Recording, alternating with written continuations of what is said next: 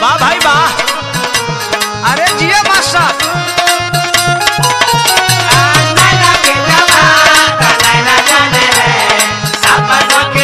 चलो सोना जी का लगा सीतामढ़ी।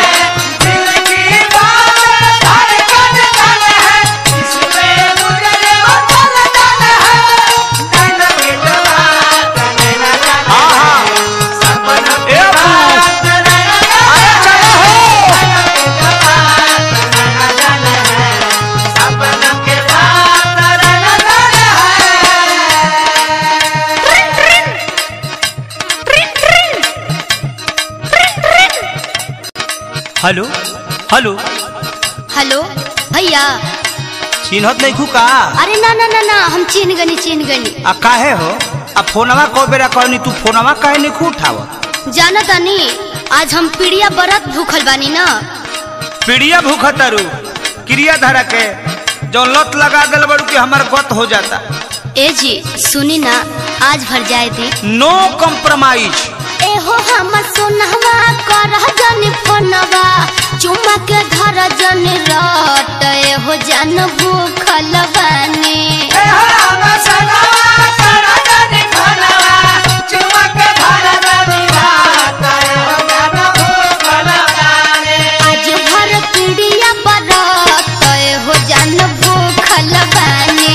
आज भर पीड़िया बरत। ए हो जान भूखल बानी। आज भर पीड़िया बरत। ए हो जान भूखल बानी। आज भर पीड़िया बरत। ए हो जान भूखल बानी।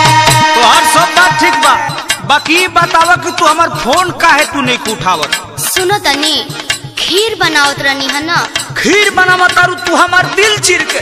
पहला सुनो का कहतनी भूली।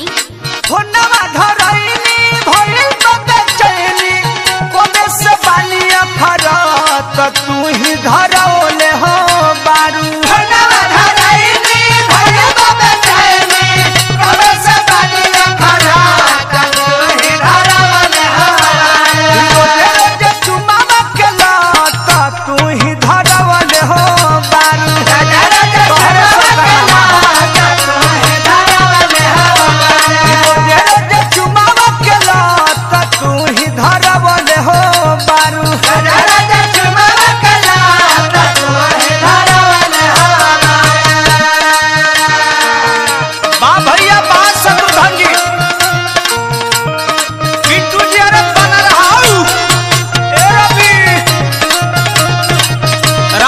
भाई से शिकायत करे कर चंदन हो। राजा राजा चुमावा के लात तू ही धरौले हो बारू। राजा राजा चुमावा के लात तू ही धरौले हो बारू। ए जा सुन ना हमरो कुछ मजबूरी बा। ना ना ना ना तुहार मजबूरी है तो हमरो जरूरी है। अरे मान जाइए ना प्लीज।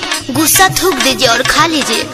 खाई हम तोरा के खोर खोर के खाए खाली भेटा जो हमरा तू। आधा सुई तो हेल गई तनी मनी और मन मना ली।